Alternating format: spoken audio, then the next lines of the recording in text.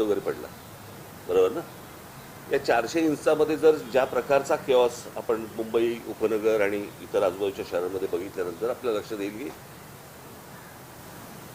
रस्ते कमी आहेत, ट्रॅफिकला शिस्त नाही, कोणी कुठेही गाड्या पार्क करतायत, काहीही चालू आहे.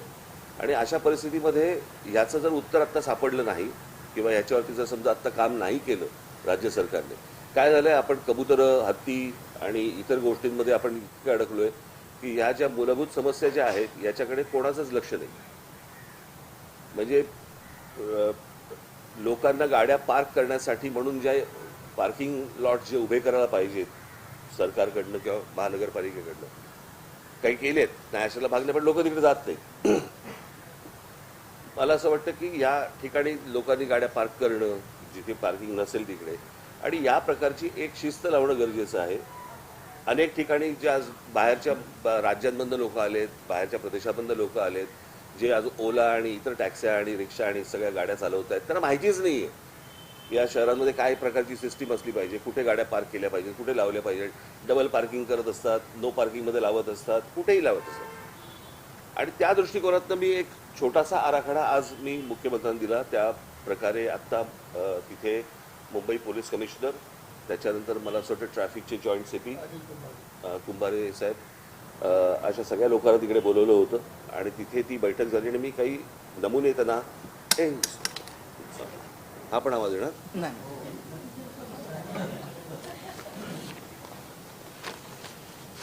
काही नमुने मी त्यांना सांगितले आणि मी त्या प्रकारची एक सिस्टीम लागल्यावरती वर्तमानपत्रामध्ये जाहिरात देऊन एक आपण गोष्ट बघितली पाहिजे की साधारणपणे जास्ती आकाराचा दंड किंवा जेल या गोष्टीला लोक घाबरतात. त्याच्यामुळे दारू पिऊन गाडी चालवणं हे आता जवळपास बंद झालेलं आहे, बरोबर.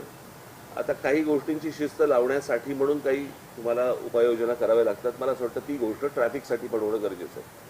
अनेकदा आपल्याकडे नो पार्किंगचे बोर्ड लावलेले असतात, कोणी वाचत नाही, कोणी पाहत नाही, काही नाही. आणि त्याच्यातला एक सोपा मार्ग म्हणून मी काही गोष्टी आत्ता मुख्यमंत्र्यांकडे पण दिल्या, सीपींकडे पण दिल्या, जॉईंट सीपींकडे पण दिल्या, आणि त्याच्यावरती आता वर्किंग ते करून पुढच्या काही दिवसांमध्ये साधारणपणे मोठे एक मी 2014ला मी सांगितलं होतं की छोटी छोटी जी मैदानं आहेत त्या मैदानांच्या खाली तुम्ही साधारणपणे 500 गाड्या, 800 गाड्या, 1000 गाड्यांचं पार्किंग होऊ शकतं. आणि त्या प्रकारची टेक्नॉलॉजी जगभर आहे. मैदानं जाणार नाही, ती पार्किंग झाल्यावरती मैदानं तशीच्या तशी इंटॅक्ट राहतील. मुलांना खेळण्यासाठीची जी मैदानं आहेत ती मैदानं कुठेच जाणार नाही. सो अशा प्रकारच्या अनेक अरेंजमेंट्स, अशा प्रकारच्या अनेक गोष्टी आपल्याला करता येण्यासारख्या आहेत. त्यातली पहिली गोष्ट मी त्यांना सांगितलं होतं की पार्किंग आणि नो पार्किंग याच्यासाठी जे फुटपाथ आहेत त्या फुटपाथना आपले काही रंग असले पाहिजेत. याच्यावरती म्हणून मी तुम्हाला एक जस्ट अशा प्रकारचा हा नो पार्किंग, रेड आणि ब्लॅक, म्हणजे तुम्हाला साधारणपणे अंदाज येईल. हा साधारणपणे मी आत्ता इथलेच फक्त फोटो काढून मी जस्ट तुम्हाला दाखवले.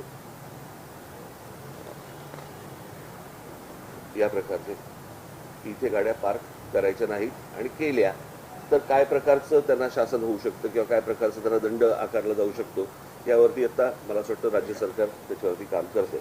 त्याचे जनरल त्यांना आखण्यासाठी म्हणून कुठे कुठे पार्किंग असू नये, मुंबईचा मॅप घेता किंवा ठाण्याचा मॅप घेता, पुण्याचा घेता, हे त्यांना सोपं करावं म्हणून. आणि कशा प्रकारची जाहिरात वर्तमानपत्रामध्ये केली पाहिजे आणि मग त्याच्या खाली साधारणपणे काय आकारातला दंड आकारले जातील आणि काय वगैरे, तर ह्या प्रकारचं साधारणपणे मी त्यांना एक आत्ता प्रेझेंटेशन हे दिलं. आणि मला असं वाटतं की ह्याच्यातनं किमान आत्ता थोडी बहुत शिस्त लागायला तरी सुरुवात होईल आणि अनेकांना कळेल की कुठे गाड्या पार्क. आज 2 चाकी वाहनं जी आहेत या 2 चाकी वाहनं आज ट्रॅफिक सिग्नल पाळत नाही. मला अनेक मुंबईकर असे असतील की ज्यांना 100% माहिती आहे की ही गोष्ट की रात्री साधारणपणे 12 वाजता जरी सिग्नल चालू असेल तरी गाड्या थांबायच्या. आता दुपारी 12 वाजता पण थांबत नाही. आणि ही या प्रकारची बेशिस्ती की कायद्याला न जुमानणं आणि कायदा जरी तुम्ही केलात तरी आम्ही आमच्या पद्धतीने वागणार, मला असं वाटतं याच्यातनं शहरं उभी नाही राहणार.